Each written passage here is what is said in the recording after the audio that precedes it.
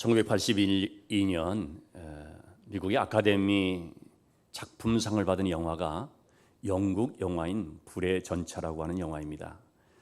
이 영화는 특별히 영화 음악인 OST로 굉장히 많이 알려졌습니다. 그래서 음악을 들어본 사람들은 이게 그 영화로구나 라는 것을 알 수 있는데요. 1924년 파리 올림픽 육상 영웅인 에릭 리들이라고 하는 사람의 실화입니다. 저게 나오면 안 되는데, 에릭 리들이라고 하는 사람은 주 종목이 100m였습니다. 그래서 100m 금메달 후보로 다 꼽히고 있었는데요. 그 시합 날짜를 딱 보고 나서 에릭이 심한 갈등을 하게 됐습니다. 왜냐하면 100m 예선전이 주일날 열리는 것입니다. 에릭은 선교사님 아들이었거든요. 철저한 주일 성수의 신앙을 갖고 있었기 때문에 지금의 기준으로 보면 조금 우리가 조금 다를 수도 있겠는데요. 어쨌든 그때 시점에서 에릭의 신앙은 주일은 절대로 안 된다는 것이었습니다. 그래서 주일은 뛰지 않겠습니다. 그래서 이 100m 경기를 포기를 했습니다. 영국이 발칵 뒤집혀졌습니다. 그에게 온통 기대를 걸었던 국민들이 얼마나 많은 비난을 쏟아냈는지 영국 신문에서 일면으로 대서특필되면서 엄청나게 그를 좀 비난을 했다고 합니다.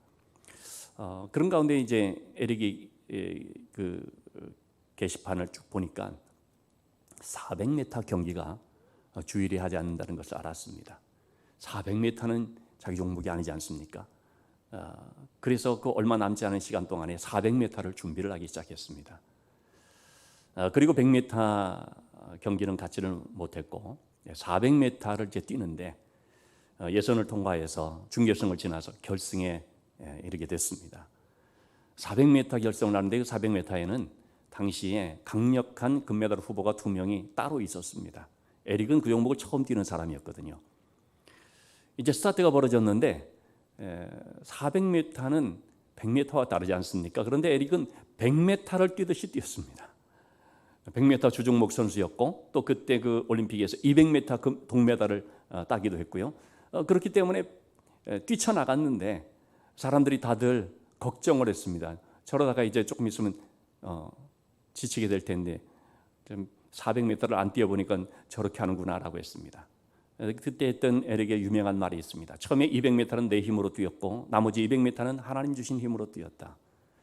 47초 6인가로 세계 신기록을 작성하고 금메달을 땄습니다. 비난의 그런 서로들이 엄청난 환호로 뒤바뀌었죠. 굉장한 육상 영웅이 됐습니다. 에릭은 이처럼 나는 주일날 뛰지 않겠습니다라는 이 한마디로 해서 참 많은 사람들에게 깊은 인상을 주게 됐는데요. 주일 성수, 이것은 바로 그의 신앙적 지식이었습니다. 그는 아까도 사전에 나온 것처럼 중국 선교사로 이제 가게 됐습니다. 그래서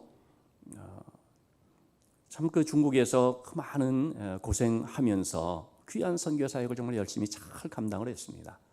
그런데 태평양 전쟁 때 일본군에 의해서 많은 선교사님들이 수용소에 수감되게 되는데 그때 함께 수감이 됩니다. 그것이 바로 산둥 수용소라는 곳인데요. 세물결 프로세스에서 나온 산둥 수용소라는 그 책을 제가 아직까지 다 못 읽고 있습니다만은 그 책에 보면은요, 그 수용소 안에서 어떤 일들이 일어나고 있는지를 랭던이라고 하는 사람이 이제 자기가 직접 체험을 한 것을 썼는데 아주 적나라하게 나옵니다. 많은 성직자들, 천주교 신부님이라든지 개신교 목사님이라든지 또는 선교사님들 많이 있는데요. 그 밑바닥에 처하니까 적나라한 모습들이 나옵니다. 이분들이 정말 성직자들이 맞나, 이분들이 신앙인이 맞나 싶을 정도의 그런 아주 참 불편한 진실이라고 할까요? 그런 모습들이 참 많이 나옵니다. 그런데요, 그 중에서 눈에 띄는 한 사람이 있었는데 그 사람이 바로 에릭 리들이었습니다. 너무나 겸손하고 또 낮은 자를 섬기고 신앙의 중심이 흔들리지 않고 자기가 배고프면서도 그거를 다른 사람에게 줄 수 알고, 그래서 모든 사람들이 그 에릭 리들을 눈여겨보지 않을 수가 없었던 거죠. 그곳에 러시아 매춘부 창녀가 한 명 들어오게 되었다고 합니다. 모든 크리스천들은 그 여자가 어떤 여자라는 걸 알고 있기 때문에 다가가려고 하지 않았다고 합니다. 그것이 신앙의 지식이었죠. 그런데 그 여성이 배당된 방에 선반을 좀 달려고 하는데 힘들어서 잘 못하는 거죠. 여성이 몸으로 안 되겠죠. 그래서 그가 고생하는 것을 보고 리들이 가서 그것을 도와줬습니다. 아무런 대가 없이 섬겨준 것이죠. 이 여성이 나중에 이렇게 고백을 했다고 합니다. 내 방에 들어와서 내 몸을 요구하지 않은 유일한 남자가 리들이었다. 리들은 지식에 사랑을 더한 것입니다. 그 수용소 안에 많은 청소년들이 있어서 리들이 그 청소년들을 위해서 스포츠 지도를 하게 되었다고 합니다. 그렇지만은 원칙이 딱 하나 있었습니다. 주일은 쉰다. 주일은 안 한다. 주일 성수에 대한 분명한 그런 자세를 갖고 있었기 때문에 그것 때문에 올림픽 뛰지도 않은 사람이 리들이지 않습니까? 그래서 주일은 쉬는데요. 주일날 참 무료한 이 청소년들이 리들 몰래 장비들을 운동기구들을 챙겨가지고 자기들끼리 시합을 하게 됐다고 합니다. 누가 봐주는 사람이 없다 보니까 자기들끼리 하다가 싸움이 벌어져 버렸습니다. 그 소식을 듣게 되었을 때 리들이 이틀간을 기도했다고 합니다. 그리고 다음 주일부터 나가서 애들의 시합을 지도해주고 심판을 봐줬다고 합니다. 좀 전에도 말씀드린 것처럼 올림픽 경기에 주일이기 때문에 뛰지 않는다고 했던 그가요, 그건 내려놓고 자기의 신념을 내려놓고 이 애들을 위하여서 기꺼이 그렇게 나섰다라는 것입니다. 여러분, 이것이 바로 지식에 사랑을 더하는 것입니다. 베드로후서 1장 6절 7절에서는 지식의 이와 같은 것들을 더하라라고 말씀하시면서 맨 나중에 사랑을 더하라 말하고 있습니다. 간음한 여인을 붙잡고 사람들이 와서 예수님에게 말했죠. 여인을 돌로 치리까? 이런 여인을 돌로 친다라는 것은 신앙의 지식이지요. 근데 예수님은 어떻게 하셨습니까? 예수님이 그런 지식이 없습니까? 잘 알죠. 그런데 예수님은 너희 중에 죄 없는 자가 돌로 치라 하면서 그 여인을 용서해 줍니다. 가서 다시는 죄를 범하지 마라. 나도 너를 정죄하지 않겠다. 여러분, 이것이 뭐냐면 지식에 사랑을 더하는 것입니다. 십자가라고 하는 것은 죄인을 이렇게 심판한다는 지식이 아닙니다. 십자가는 죄를 용서하신다는 하나님의 사랑입니다. 오늘날 우리 한국에서 일부 목소리 큰 신앙인들 혹은 목회자들이 막말을 일삼는 모습들을 보게 됩니다. 그래서 지식만 말합니다. 주일날 당연히 교회 모여서 예배를 드려야지. 혹은 우리가 이렇게 하는데 누가 방해하느냐. 여러분, 이들에게 있어서 문제는 뭡니까? 지식만 있는 것입니다. 다른 사람을 배려하고 염려하고 걱정하는 사람들을 위하여서 내가 할 수 있는 자유가 있지만은 내려놓을 수 있는 것. 바울이 말한 것처럼 내가 할 수 있는데 안 한다라는 거죠. 그런 사랑이 없는 거죠. 고린도전서 8장 1절 말씀에서 바울은 굉장히 우리에게 참 새겨들어야 될 한 말씀을 하죠. 우상의 제물에 관해서 이제 얘기를 하는 것인데요. 우상의 제물을 안 먹는다라는 것 지식이죠. 그런데 이런 지식은 사람을 교만하게 한다는 것입니다. 이거 별거 아닌데 먹어도 괜찮은데 이런 게 안 먹어. 나 이런 지식을 갖고 있다는 것입니다. 그래서 그것은 자신을 교만하게 하는데, 형제가 시험이 들 것 같고 또 이런 것에 대해서 아직 이해가 부족한 형제라고 한다면 내가 충분히 먹을 수 있지만 먹는데 거리낌이 없지만 그러나 난 안 먹는다. 이것이 사랑이지요. 사랑은 덕을 세우느니라. 다니엘은 이런 음식의 문제에 있어서 왕의 진미로 나를 더럽히지 않겠습니다라고 했던 율법의 지식, 신앙 지식을 가진 사람이었습니다. 그리고 정말 그는 그렇게 행했지 않습니까? 그렇지만 그는 자기 나라를 멸망시킨 하나님 모르는 이방 땅, 이 바벨론, 자기 적국이라고 볼 수 있죠. 근데 이 바벨론 땅에서요, 바벨론 정부를 잘 섬깁니다. 바벨론 정부에 비협조하거나 불복종하거나 혹은 반역하거나 이런 것이 아닙니다. 그 있는 자리에서 잘 섬깁니다. 그 악독한 왕, 교만하고 완악한 왕인 느부갓네살을 진심으로 섬깁니다. 진심으로 그를 위하여서 조언을 하고 그를 돌이키게 하려고 애를 쓰죠. 벨사살 왕에게 있어서도 마찬가지였습니다. 다니엘은 지식에 사랑을 더한 사람이었습니다. 지식의 사랑이 더해지는 이걸 우리는 참된 경건이라고 말할 수 있습니다. 우리 지난 시간에 이어서 다니엘서 5장의 말씀을 보게 됩니다. 하나님의 성전의 그릇을 가지고 술을 마시고 있던 이 교만한 벨사살 왕 앞에 하나님께서 경고의 메시지를 보내는 사람의 손가락들이 나타나서 글을 쓰게 됐습니다. 이 너무나 갑작스럽고 놀라운 장면을 목격한 모든 사람들이 대경 실색을 하게 되는 것이죠. 너무나 공포와 두려움에 사로잡히게 됐지요. 그래서 바벨론의 지혜자들을 불러서 저 벽에 쓴 글씨가 무엇인가라는 것을 읽어보도록 해석하도록 하는데 그럴 수 있는 사람은 아무도 없었습니다. 결국은 왕비의 추천으로 인하여서 다니엘을 부르게 됐습니다. 다니엘이 왕 앞에 왔습니다. 다니엘은 17절 말씀에 왕에게 말합니다. 왕이여, 제가 어떤 선물들은 받지 않고요, 그 상급들은 다른 사람한테 주시고요, 저는 왕을 위해서 그냥 이 글을 읽고 해석을 알려드리겠습니다.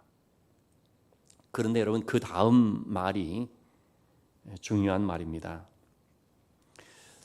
다니엘은 해석을 알려드리는 것이 목적이 아니라 문제의 본질, 문제의 핵심이 뭐냐? 왜 이런 글씨가 나타나게 되었는가? 그 글씨가 지금 말해주고 있는 것이 무엇인가? 그것을 먼저 얘기를 하는 것입니다. 그래서 해석을 말해주기에 앞서서 왜 이와 같은 글씨가 써졌는지, 왜 이런 일이 벌어졌는지부터 얘기를 하게 됩니다. 그것이 18절부터 21절까지 나오는 말씀인데요. 18절에서 다니엘은 벨사살 왕에게 그의 선왕인, 실제로는 할아버지가 될 수 있는 느부갓네살에 대한 얘기를 합니다. 하나님께서 느부갓네살에게 나라와 큰 권세와 영광과 위엄을 주셨다는 것입니다. 누가 주셨다고요? 하나님이 주셨다라는 것입니다. 자, 하나님께서 그렇게 주신 이유는 무엇인가? 느부갓네살 왕으로 하여금 공평을 행하고 가난한 자들을 긍휼히 여기도록 하기 위함이라는 거죠. 하나님께서 권세를 주셨을 때는 그것을 가지고 섬기도록 하기 위함입니다. 그러나 느부갓네살이 어떻게 했습니까? 그 하나님이 주신 권세인데 내가 임의로 할 수 있는 것처럼 마음대로 사람을 죽이기도 하고 살리기도 하고 권세를 남용했다는 거죠. 그리고 20절 말씀에서 그는 교만하여져서 마음이 높아지고 뜻이 완악하여, 그래서 교만이 행하게 되자 하나님께서 그의 왕위를 빼앗았다는 것입니다. 그리고 그는 결국 사람들에게 쫓겨나서 들짐승들과 같은 마음이 되어버렸고 소처럼 풀을 먹으며 하늘 이슬을 맞으면서 주 비참한 세월을 보내게 됐다는 거죠. 그럴 때에야 그 낮은 상황, 밑바닥 자리에 있을 때 느부갓네살 왕이 정신을 차리게 됐습니다. 그것은 그가 겸손하여져서 하늘을 우러러 봤기 때문입니다. 그래서 그는 21절 말씀입니다. 지극히 높으신 하나님께서 모든 이 나라들을 다스리시고 자기의 뜻대로 사람을 세우시는구나 라는 사실을 알기에 이르게 됐다는 것입니다. 다니엘은 벨사살 왕 이전에 있었던 느부갓네살 왕의 이 엄청난 사건, 바벨론 나라에 살고 있는 사람이라면 모르는 사람이 없는, 정말 모르면 간첩인 그런 이 엄청난, 누구나 다 알고 있는 이 사건을 먼저 언급합니다. 왜 그 말을 하느냐 하면 22절 말씀 바로 이것입니다. 왕이요, 왕은 그의 아들 혹은 그의 손자가 되어서 느부갓네살 왕에게 일어났던 이것을 다 알고도 아직도 마음을 낮추지 아니하고 있습니다. 여러분, 여기서 요 9절, 이것을 다 알고도, 여기 우리는 밑줄을 그을 필요가 있습니다. 이것을 다 알고도, 교만이 행하면 하나님께서 징계를 통하여 낮추신다는 사실을 알고도, 권세를 주시고 나라를 다스리시는 분은 하나님이라는 사실, 하나님이 사람을 세우시고 높이시고 낮추시기도 한다는 이 사실을 알고도 당신은 하나님 앞에서 마음을 낮추지 않고 있습니다. 한마디로 말하면 뭡니까? 역사를 통하여서 교훈을 배워야 되는데 당신은 아무것도 지금 배우지 않고 있다는 것입니다. 그런데 여러분, 이것은 벨사살 왕에게만 국한된 것이 아닙니다. 그에게 해당되는 말씀만이 아닙니다. 오늘날 우리에게도 동일하게 적용되는 말씀입니다. 로마서 1장 32절에서는 무엇이라고 말하고 있습니까? 로마서 1장 32절 그 이전의 말씀들은요, 죄의 목록에 대한 얘기입니다. 이런 것들이 다 죄다는 것입니다. 심지어 거기는 수군수군하는 것, 남을 희롱하는 것, 이런 것까지 다 죄인데, 이 같은 일을 행하는 자는 사형에 해당된다는 것을 하나님께서 정하신 것을 알고도, 여러분, 벌금 얼마 아닙니다. 구류 얼마 아닙니다. 사형에 해당된다고 하나님이 정하신 것을 알고도 어떻게 했다는 것입니까? 자기들만 행할 뿐 아니라 그런 일을 행하는 자들을 옳다 하느니라. 괜찮아. 그게 옳아. 여러분, 알고도 이런 죄를 짓는 거죠. 근데 이것은 일반 세상 사람들에게만 해당되는 거 아니죠. 믿는다라고 하고 있고 성경을 안다는 우리들도 이렇게 알고도 똑같은 죄를 범할 때가 얼마나 많이 있습니까? 우리는 성경을 통하여서 참 믿음의 그 거장들이라고 할 수 있는 사람들의 실패와 부끄러운 일들을 다 보고 있습니다. 아브라함도 자기 누이를, 자기의 아내를 누이라고 거짓말하고 그러지 않습니까? 그래서 얼마나 어려움을 겪었습니까? 다윗은 참 믿음의 사람인데 방심하고 안일한 가운데 있을 때 그만 밧세바, 남의 여인을 범하는 이런 죄를 저질러서 그로 인하여 어떤 고초를 겪었는지를 우리가 알고 있죠. 아간이라고 하는 사람은 물질에 대한 그 탐욕 때문에 그걸 숨겨뒀다가 아이성 전투에서 온 백성들이 절망을 느끼게 하는 그런 큰 아픔을 가져다 준 장본인이 됐습니다. 그걸 우리가 알고 있는데 우리는 여전히 탐욕에 젖을 때가 얼마나 많이 있습니까? 노아는 당대의 의인이라고 했습니다. 그러나 그도 참 안일한 가운데 있게 됐을 때, 방심했을 때 포도주를 마시면서, 적당히 마시는 게 아니죠, 취할 정도로 마셨는데 그러다가 급기야 그만 추태를 보이는 일이 벌어져서 그로 인하여 그 자신뿐만 아니라 자녀들에게 얼마나 상처가 됐는지를 우리가 성경을 보면서 알고 있습니다. 이렇게 알고도 우리가 어떻습니까? 또 답습을 하더라는 것입니다. 어떤 그 성범죄에 연루되는 목사님들은 뭐라고 말하냐면 다윗도 그랬는데 하나님께서 성경에 다윗이 그런 것들을 기록한 이유가 그렇게도 괜찮다는 것입니까? 그렇게 하지 말라는 거죠. 그렇게 했을 때 어떤 결과가 있는지를 똑똑히 보고 경계로 삼으라는 것이죠. 그런데 그거를 가지고 핑계로 삼아버리는 경우들이 얼마나 많이 있습니다. 인간이 연약하니까 그렇게 기도하면서 하지 말아야 되는 것이죠. 근데 뭐라고 합니까? 들키지만 않으면 괜찮다고. 여러분들은 우리가 이렇게 알고도 행해버리는 일들이 많이 있습니다. 이게 무슨 문제입니까? 경고를 듣지 않는다는 것입니다. 하나님이 주시는 그 경고를 무시한다는 것입니다.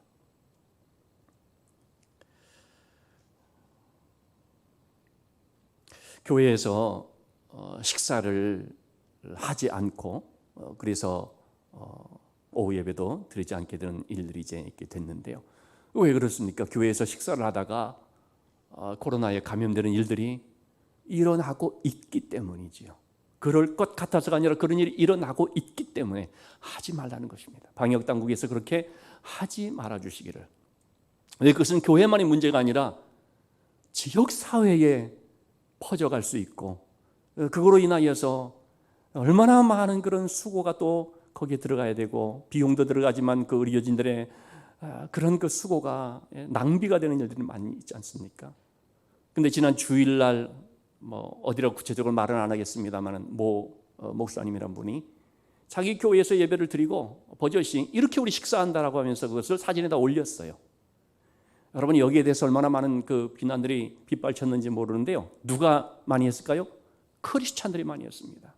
도대체 이런 목사님들 때문에 우리 목사님이 욕먹는다고, 이런 교회 때문에 우리 교회가 욕먹는다고, 제발 좀 하지 말아달라고 크리스찬들이 그렇게 지금 그래가지고 이게 지금 내려지긴 했습니다만은, 이분이 이렇게 표현을 해놨습니다.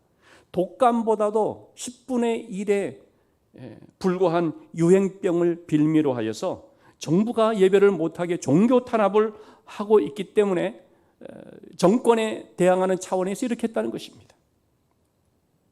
자, 여러분 우리가 똑바로 알아야 됩니다. 정부가 예배 금지한 적 없습니다.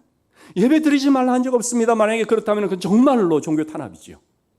예배 드리지 말라고 한 것이 아니라 모이지 말라는 것입니다. 그래서 가정에서 비대면 예배로 하라는 것입니다. 그랬더니 일부 원로 목사님들은 뭐 그런 얘기를 합니다. 그게 무슨 예배냐, 비대면 예배가 무슨 예배냐고.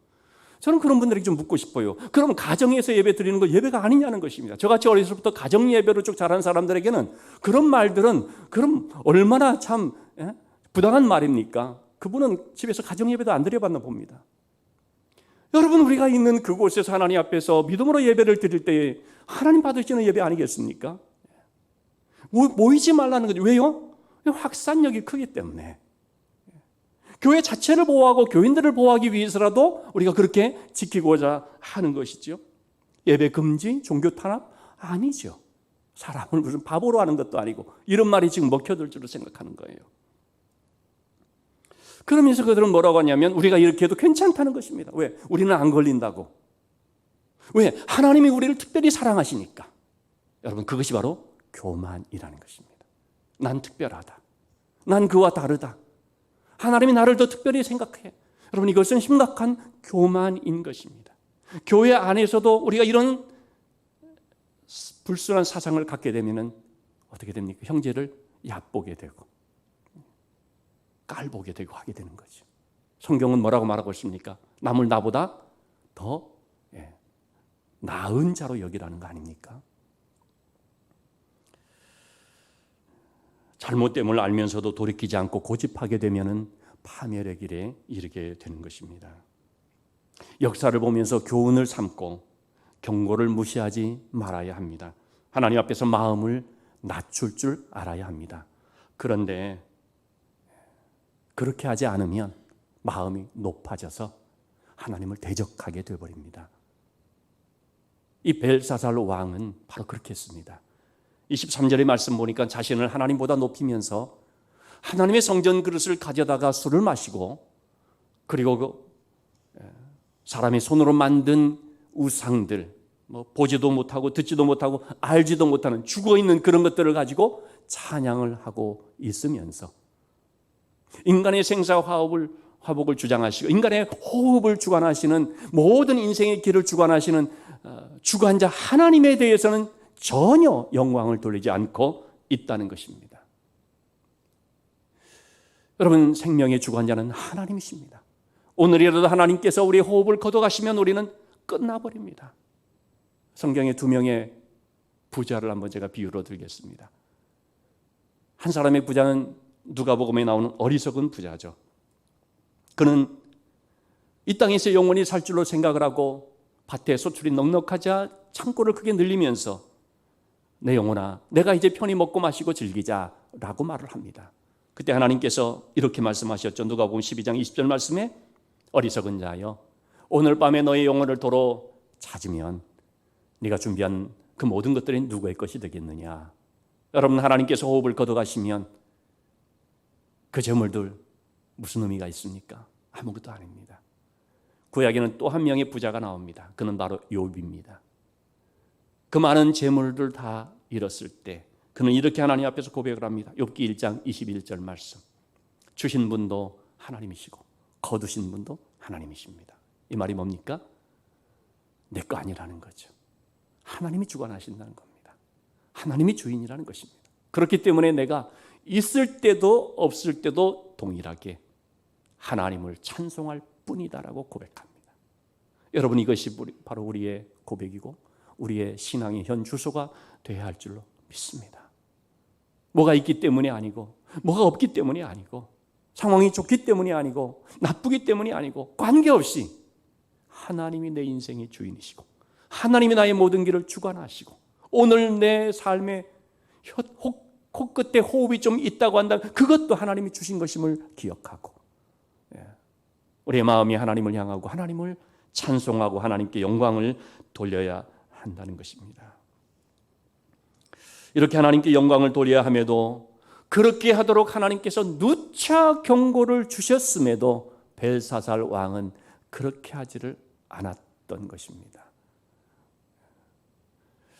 하나님께서 이렇게 누차 경고를 주실 때에 그 의미는 뭡니까? 지금이라도 늦지 않았으니 정신 차리고 돌아서라는 것입니다. 그러나 여러분, 하나님의 경고에는요 제한이 있습니다. 마냥 주어지는 거 아닙니다. 우리는 하나님의 은혜를 착각하고 하나님의 그 자비하심이 풍성한 것을 악용하여서 또 기회가 있겠지, 이렇게 살아도 또 하나님 봐주겠지라고 생각을 하는데 여러분, 그렇지가 않습니다. 어느 날 갑자기 경고가 끝날 수 있습니다. 어느 날 갑자기 기회가 끝날 수 있습니다. 어느 날 갑자기 하나님이 불러가 버리실 수가 있습니다. 하나님이 불러가지 않지만은 내 삶 속에 엄청난 충격을 통하여서 그래서 내 자신이 그만 무너져 버리는 경우들도 있습니다. 이제 벨사살 왕에게 주신 경고가 끝났다는 것입니다. 그 의미가 뭐냐? 24절 말씀, 하나님의 손이 직접 나타났습니다. 여러분, 이렇게 하나님의 손이 직접 나타날 때는요 그건 정말 무서워해야 됩니다. 왜? 지금까지 하나님이 말씀으로 하실 때는 그런 기회가 있다는 거거든요. 우리 부모들이 자녀들을 기를 때도 마찬가지 아닙니까? 말로 계속 타이르고 할 때는 그래도 기회가 있는 거 아닙니까? 그러다가 결국 회초리를 들게 되면 그러면 이제 맞게 되는 거죠. 하나님께서 그동안 누차 말씀을 통해 경고를 했지만 경고를 듣지 않게 됐을 때 드디어 하나님께서 직접 나타나셔서 손가락으로 글씨를 쓰게 됐습니다. 그의 앞에서 이 손가락이 나와서 이 그라고 하는 것은 하나님을 말하는 것이죠. 그래서 이 손가락은 하나님께서 보내신 것, 즉 살아계신 하나님을 나타내는 것이다 하는 말입니다. 자, 뭐라고 글을 썼습니까? 25절 말씀해 보니까 네 단어입니다. 메네 데겔 우바르신. 결국은 세 단어죠. 메네 데겔 우바르신. 메네라는 것은 그만큼 강조하는 것이고 중요하게 말하는 거죠. 메네라는 말은 세어지다는 말입니다. 26절에 보니까 이렇게 말하고 있습니다. 하나님께서 왕의 나라와 왕의 시대를 세워서 그것을 끝나게 하셨다 함입니다. 하나님께서는 계속 세고 계셨습니다. 여러분, 우리가 기억해야 됩니다. 하나님은 세고 계시다는 사실. 하나님은 눈에 안 보이지만, 하나님의 세시는 것도 눈에 안 보이지만, 그런데 우리를 세고 계십니다. 데겔은 저울에 달다는 뜻입니다. 27절 말씀에 왕을 저울에 달아봤더니 함량 미달이라는 것입니다. 저울에 달아봤더니 수치가, 잘못된 수치는 높게 나오고 좋은 수치는 나쁘게 나오고, 수치가 하나님 보시기에 부적합한 것입니다. 그래서 우바르신, 우라고 하는 말은 그리고라는 접속사이고 바르신이라는 말은 베레스라는 말 같은 말인데 똑같이 나누다, 쪼개다라는 것입니다. 28절 말씀에 하나님은 이 바벨론이라는 나라를 쪼개어서 메대와 바사 족속들에게 준 바 되었다 말했습니다. 하나님께서는 왕과 그의 나라를 세고 계셨고, 그리고 무게를 달고 계셨고, 아무리 해도 기준치에 도달하지 못하고 계속 미달되자 결국은 그것을 쪼개서 다른 민족에게 넘기신다는 말을 했습니다. 결국 이 말은 뭡니까? 죄송하지만 왕이여, 왕은 이제 끝났습니다. 다니엘은 그 얘기를 하는 것입니다. 그리고 그의 말대로 30절 말씀, 그날 밤, 별로 시간도 얼마 주어지지 않았죠. 그날 바로 죽임을 당하였습니다. 메다의 바사 연합국에 의해서 바벨론 나라가 무너지고 말았습니다. 여러분, 이처럼 왕이 죽고 나라가 멸망당한 것은 무엇 때문입니까? 그것은 역사를 통해서 아무것도 배우지 않은, 그리고 하나님의 경고를 무시한 결과였습니다. 우리는 두 가지를 좀 기억했으면 좋겠습니다. 첫째는 하나님의 저울이 있다는 사실입니다. 전도서 12장 14절에서는 하나님께서는 우리의 모든 행위와 모든 은밀한 일을 선악간에 심판하신다고 말씀하십니다. 이 말씀 뭡니까? 하나님이 다 세고 있고 알고 있다는 것입니다. 그래서 하나님은 때가 되면 악한 자의 그 악함을 드러내시고 억울한 자의 억울함을 드러내서 벗기시고 선한 자의 선함을 드러내서 상 주십니다. 이 왕처럼 자기 권력과 부귀영화에 취해서 하나님의 저울을 보지 못하는 어리석음을 범치 말아야 한다는 것입니다. 우리는 하나님의 저울을 볼 수 있어야 됩니다. 그래서 그 앞에서 두렵고 떨림으로 하나님의 저울에다가 자신의 것을 한번 달아볼 필요가 있습니다. 나는 좀 어떨까? 유명한 부흥사인, 부흥전도자인 무디를 도와서 무디와 함께 귀한 사역을 했던 미국의 보너 박사님이 있습니다. 이번에 에딘버러에서 무디의 그 부흥전도 집회를 한 3일간 성황리에 마치면서 너무나 보람이 되고 뿌듯한 가운데 잠자리에 들었다고 합니다. 꿈에 천사가 나타나서 이렇게 얘기를 했다는 것입니다. 하나님을 향한 당신의 열심을 저울에 한번 달아보겠습니다. 그러더니 하나님을 향한 열심이 100이네요. 100kg이네요. 100%라고 합시다. 100이네요 라고 했습니다. 그러지 얼마나 기뻤겠습니까? 흐뭇했습니다. 그런데 다음 한 말이 마음을 무겁게 했습니다. 당신의 열심을 자세히 살펴봤더니 그 100kg 중에서 이기적인, 자기를 내세우기 위한 이기적인 열심이 37%입니다. 또 자신의 이름을 떨치기 위한, 자기 명예를 위한 열심이 22%입니다. 그리고 자기 세력을 이루기 위해서 당파를 짓는 데 쓴 열심이 15%입니다. 나머지 26%만이 하나님을 향한 순수한 열심입니다. 100% 중에서 하나님을 향한 온전한 그 정말 순수한 믿음의 열심은 26%밖에 안 됐다는 것입니다. 30%도 못 되고, 적어도 60% 정도는 넘어야지 과락을 면제받을 수 있을 것 같은데 이거는 뭐 반도 못 미치는 것이죠. 그는 잠에서 깨고 깊이 회개했다고 합니다. 여러분, 우리가 꿈을 꿔도 좀 이런 은혜로운 메시지가 있는 꿈을 꾸실 수 있기를 바랍니다. 여러분, 정말 우리는 한번 하나님의 저울에 달아볼 필요가 있습니다. 아마도 우리 안에는 교만과 자기 자랑이 많은 무게로 담겨 있지 않을까 싶습니다. 그러면서 우리가 한 가지 기억해야 할 것은 우리의 이 저울이라는 것은 너무나 부정확하다는 것입니다. 우리는 내 저울을 가지고 남을 저울질할 때가 얼마나 많은지 모릅니다. 저 사람 신앙이 있어, 뭐 혹은 없어, 저 사람은 어때? 자기의 저울로 보는 거죠. 근데 여러분, 우리의 저울은 이거는 정말 자격이 없는 저울입니다. 오직 하나님의 저울만이 정확합니다. 하나님의 저울이 달아야 됩니다. 예수님께서 베다니에 가셨을 때에 마르다 마리아의 집에 방문을 하셨죠. 그때 어떻게 했습니까? 마르다는 예수님을 위해서 주방에서 분주히 움직였습니다. 반면에 마리아는 예수님의 발 앞에 앉아서 말씀에 경청을 합니다. 우리의 저울로 보면 누가 칭찬받을 것 같습니까? 누가 괜찮아 보입니까? 주님을 위한 열심을 가진 사람은 마르다가 아니냐라고 보는 것입니다. 그리고 더 나아가서 그것을 믿음이라고 말하는 것입니다. 그런 경우가 굉장히 많습니다, 여러분. 어떤 열심히 봉사할 때 그 열심을 보고 믿음이라고 말하는, 제가 우리 설림교회 죄송한 말씀이지만, 정말 죄송한 말씀이지만 우리 설림교회 처음에 왔을 때 그런 모습들을 제가 좀 느꼈습니다.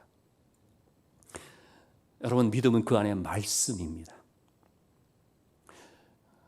마리아는 아무것도 안 한 것처럼 보여지지 않습니까? 그런데 마리아가 예수님의 칭찬을 받습니다. 왜요? 그것이 주님이 원하는 바였고 그것이 주님을 기쁘시게 하는 것이었기 때문입니다. 그래서 요한복음에서는 주님이 그런 말씀하시죠. 하나님의 일이 무엇이냐? 믿는 것이다. 믿음은 어디서 나옵니까? 말씀에서 나옵니다. 그래서 여러분, 우리가 하나님을 기쁘시게 하려면 믿음이 있어야 됩니다. 믿음을 가지려면 말씀을 경청해야 됩니다. 늘 말씀 앞에, 언제나 말씀에 자리 잡고, 오늘 이 시간에도 하나님의 말씀을 들으면서 흘려듣지 마시고 주목해서 들을 때 하나님 보시면서 그걸 열심이라고, 그것을 믿음으로 인정해 주실 줄로 믿습니다. 두 번째로 우리가 기억해야 될 것은 하나님의 경고를 귀담아 들어야 한다는 것입니다. 손가락으로 벽에 글씨를 쓰셨듯이 하나님께서는 지금도 끊임없이 말씀을 통하여서 우리에게 경고하십니다. 말씀을 보지 않는 사람은 그러니까 하나님의 경고를 듣지도 못하고 알지도 못하는 거죠. 로마서 13장 11절 12절의 말씀, 이 말씀은 유명한 성 어거스틴을 회심시킨 말씀으로 알려졌죠. 성경을 펴라, 성경을 펴라는 애들의 그 말을 듣고 집에 방에 들어가자마자 펼친 성경이 바로 로마서 13장의 말씀이었죠. 성경은 무엇이라고 우리에게 경고를 합니까? 지금의 시기는 자다가 깰 때라는 것입니다. 영적인 잠에서 깨라는 것입니다. 정신을 차려야 된다는 것입니다. 여러분, 코로나 사태를 맞이하면서 우리에게 하나님이 주시는 경고의 말씀이 있던 바로 이것인 줄로 믿습니다. 너 그렇게 살아서 안 된다는 것입니다. 그런 신앙의 잠에서 깨라는 것입니다. 신앙의 잠을 그렇게 하면 안 된다는 것입니다. 어떻게 해요? 어둠의 일을 벗고 빛의 갑옷을 입어라. 여러분, 우리는 이런 경고를 무시하지 말아야 됩니다. 많은 분들이 그렇겠습니다만 저도 날마다 하루에도 몇 번씩 체중계에 올라갑니다. 기대를 걸고 올라갔다가 경고의 사인만 듣습니다. 살 빼라.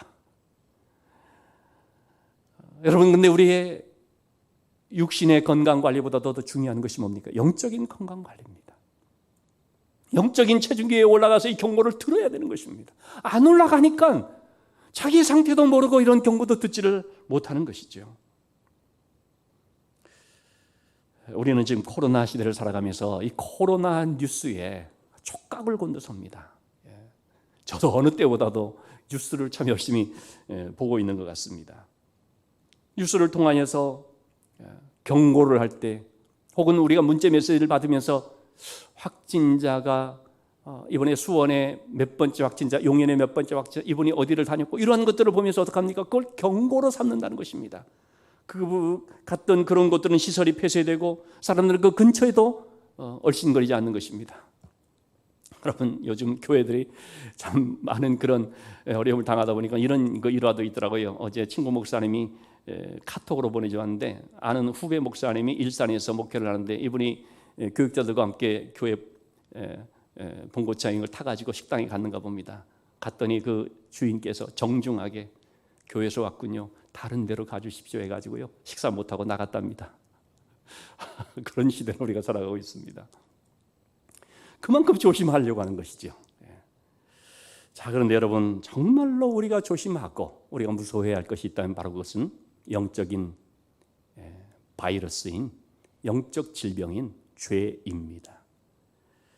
음란과 탐욕과 교만과 안일과 원망과 불평과 각종 그 모든 죄의 오염을 우리가 당하면, 죄에 감염되면 영적 건강을 손상하게 됩니다. 그러면 이러한 죄를 이기려면 우리가 어떻게 해야 됩니까? 오직 우리의 이 죄를 깨끗게 하실 수 있고 우리의 이 죄를 치료할 수 있는 것은요, 예수 그리스도의 십자가의 보혈밖에 없습니다. 그래서 우리는 날마다 이 십자가를 붙잡아야 한다는 것입니다. 십자가의 이 보혈이 어디에 있습니까? 십자가의 보혈을 붙잡는 게 뭡니까? 말씀에 있습니다. 그래서 우리는 날마다 이 코로나 시대에 참 이전에 익숙해진 날마다 틈만 나면 손을 씻듯이 우리는요, 매 순간은 못한다 할지라도 하루에 한 번은 적어도 말씀을 펼쳐야 된다는 것입니다. 이 말씀을 그냥 읽는 것이 아니라 이 말씀 속에 흐르고 있는 십자가의 보혈을 붙잡아야 된다는 것입니다. 마틴 루터가 말한 것처럼 성경은 구약과 신약 두 곳으로 되어 있는데 두 곳에 나오는 것은 오직 피밖에 없다. 구약은 짐승의 피, 신약은 예수 그리스도의 피. 우리는 말씀을 통하여서 그 보혈을 보고 그것을 붙잡아야 되는 것입니다. 여러분, 이번 한 주 동안에도 하나님 앞에 겸손하게 마음을 낮추어서 매일매일 하나님의 이 말씀을 펼치면서 말씀을 통하여 십자가의 은혜를 붙잡고 찬송함으로 말미암아 보혈의 권능을 힘입고 그 보혈로 세상을 이기고 죄를 이기는 능력의 삶을 살 수 있게 되기를 주님의 이름으로 축원합니다. 기도하시겠습니다.